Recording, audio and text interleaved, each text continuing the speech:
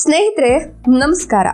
ಒಂದ್ ಕಡೆ ಗಾಂಧೀಜಿಯವರ ಅಹಿಂಸೆಯ ಮಂತ್ರ, ಇನ್ನೊಂದ್ ಕಡೆ ನೂರಾರು ವರ್ಷಗಳ ಪುರಾತನ ಇತಿಹಾಸ, ಮಗದೊಂದು ಕಡೆ ಜಗತ್ತೇ ಬೆರಗಾಗುವಂತಹ ವ್ಯಾಪಾರ ಬುದ್ಧಿವಂತಿಕೆ.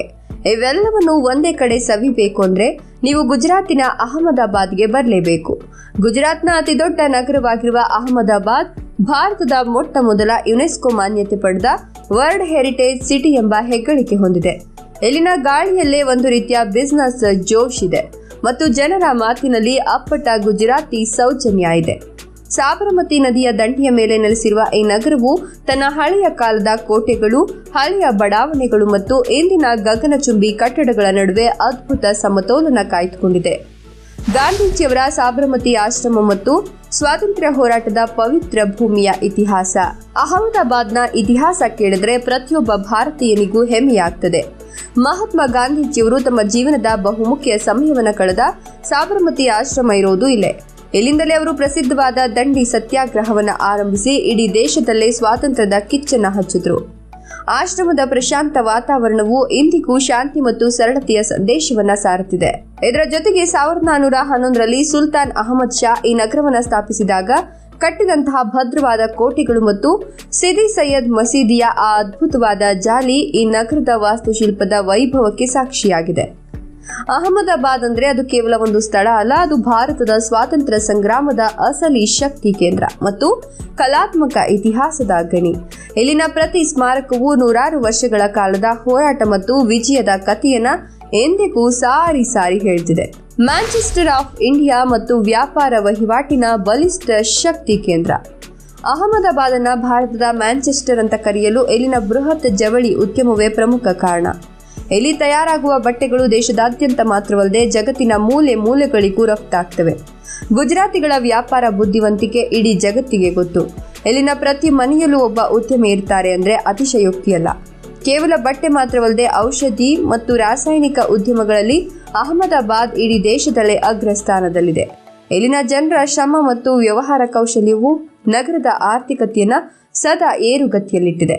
ಹಳೆಯ ಇಕ್ಕಟ್ಟಾದ ಮಾರುಕಟ್ಟೆಗಳ ಪಕ್ಕದಲ್ಲೇ ಅತ್ಯಾಧುನಿಕ ಐಟಿ ಪಾರ್ಕ್ಗಳು ಮತ್ತು ವಾಣಿಜ್ಯ ಸಂಕೀರ್ಣಗಳು ಅಹಮದಾಬಾದ್ನ ಅಭಿವೃದ್ಧಿಯ ವೇಗಕ್ಕೆ ಸಾಕ್ಷಿಯಾಗಿವೆ. ಇಲ್ಲಿ ಪ್ರತಿಯೊಬ್ಬರಿಗೂ ಒಂದು ಅವಕಾಶ ಇದೆ ಮತ್ತು ಕಷ್ಟಪಡೋರಿಗೆ ಎಂದಿಗೂ ಸೋಲಿಲ್ಲ. ನರೇಂದ್ರ ಮೋದಿ ಸ್ಟೇಡಿಯಂ ಮತ್ತು ಸಾಬರಮತಿ ರಿವರ್ ಫ್ರಂಟ್ನ ಆಧುನಿಕ ವೈಭವ. 2026ರ ಈ ಕಾಲಘಟ್ಟದಲ್ಲಿ ಅಹಮದಾಬಾದ್ ಜಾಗತಿಕ ಮಟ್ಟದ ಸ್ಮಾರ್ಟ್ ಸಿಟಿಯಾಗಿ ಬೆಳೆದು ನಿಂತಿದೆ. ಜಾಗತಿಕ ಅತಿದೊಡ್ಡ ಕ್ರಿಕೆಟ್ ಸ್ಟೇಡಿಯಂ ಆದ ನರೇಂದ್ರ ಮೋದಿ ಸ್ಟೇಡಿಯಂ ಇರೋದು ಇದೇ ನಗರದ ಮೊಟೆರಾದಲ್ಲಿ. ಲಕ್ಷಾಂತರ ಕ್ರಿಕೆಟ್ ಪ್ರೇಮಿಗಳು ಒಂದೇ ಕಡೆ ಕುಳಿತು ಪಂದ್ಯವನ್ನ ಆನಂದಿಸಬಹುದಾದ ಈ ಸ್ಟೇಡಿಯಂ ಭಾರತದ ಕ್ರೀಡಾ ಶಕ್ತಿಯ ಸಂಕೇತವಾಗಿದೆ. ಇನ್ನು ಇಲ್ಲಿನ ಸಾಬರಮತಿ ರಿವರ್ ಫ್ರಂಟ್ ಬಗ್ಗೆ ಮಾತನಾಡಲೇಬೇಕು. ಈ ಯೋಜನೆ ಅಹಮದಾಬಾದ್ನ ಮುಖವನ್ನೇ ಬದಲಿಸಿದೆ. ನದಿಯ ದಂಡೆಯ ಮೇಲೆ ಕಿಲೋಮೀಟರ್ಗಳಷ್ಟು ಉದ್ದವಿರುವ ಸುಂದರವಾದ ಪಾರ್ಕ್ಗಳು, ವಾಕಿಂಗ್ ಟ್ರ್ಯಾಕ್ಗಳು ಮತ್ತು ಅಟಲ್ ಬ್ರಿಡ್ಜ್ ಸಂಜೆ ಹೊತ್ತು ಲೈಟ್ಗಳ ಮಾಯಾಲೋಕವಾಗಿ ಬದಲಾಗ್ತವೆ. ಮೆಟ್ರೋ ರೈಲಿನ ಸಂಪರ್ಕವು ನಗರದ ಸಂಚಾರ ವ್ಯವಸ್ಥೆಯನ್ನು ಸುಗಮಗೊಳಿಸಿದ್ದು ಆಧುನಿಕ ಭಾರತದ ಮಾದರಿ ನಗರವಾಗಿ ಅಹಮದಾಬಾದ್ ಹೊರಹೊಮ್ಮಿದೆ. ಧೋಕ್ಲಾ, ಖಮನ್ ಮತ್ತು ಅಪ್ಪಟ ಗುಜರಾತಿ ಥಾಲಿಯ ರುಚಿಯಾದ ಜಾದು. ಅಹಮದಾಬಾದ್ಗೆ ಬಂದು ಇಲ್ಲಿನ ಊಟ ಸವಿದಿದ್ರೆ ನಿಮ್ಮ ಟ್ರಿಪ್ ವ್ಯರ್ಥ. ಇಲ್ಲಿನ ಧೋಕ್ಲಾ, ಖಮನ್ ಮತ್ತು ಜಿಲೇಬಿ ಪಾಪ್ರಾ ಕಾಂಬಿನೇಷನ್ ಸವಿಯೋದು ಒಂದು ಸಂಭ್ರಮ.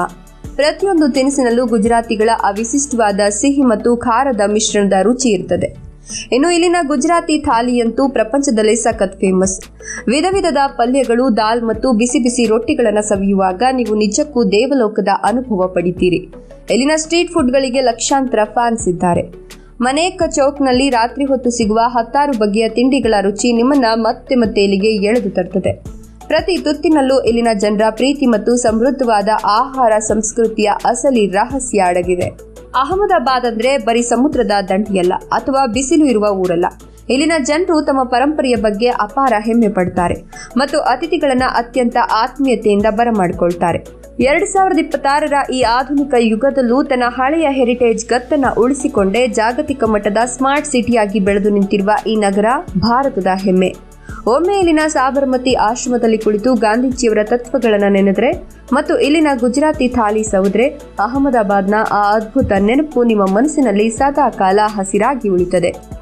ಅಹಮದಾಬಾದ್ ಬಗ್ಗೆ ನಿಮ್ಮ ಅನಿಸಿಕೆ ಅಭಿಪ್ರಾಯಗಳನ್ನು ಕಮೆಂಟ್ ಮಾಡಿ. ವಿಡಿಯೋ ಇಷ್ಟ ಆದರೆ ಲೈಕ್ ಕೊಟ್ಟು ಶೇರ್ ಮಾಡಿ. ತಪ್ಪದೆ ನಮ್ಮ ಚಾನಲ್ ಅನ್ನು ಸಬ್ಸ್ಕ್ರೈಬ್ ಮಾಡ್ಕೊಳ್ಳಿ.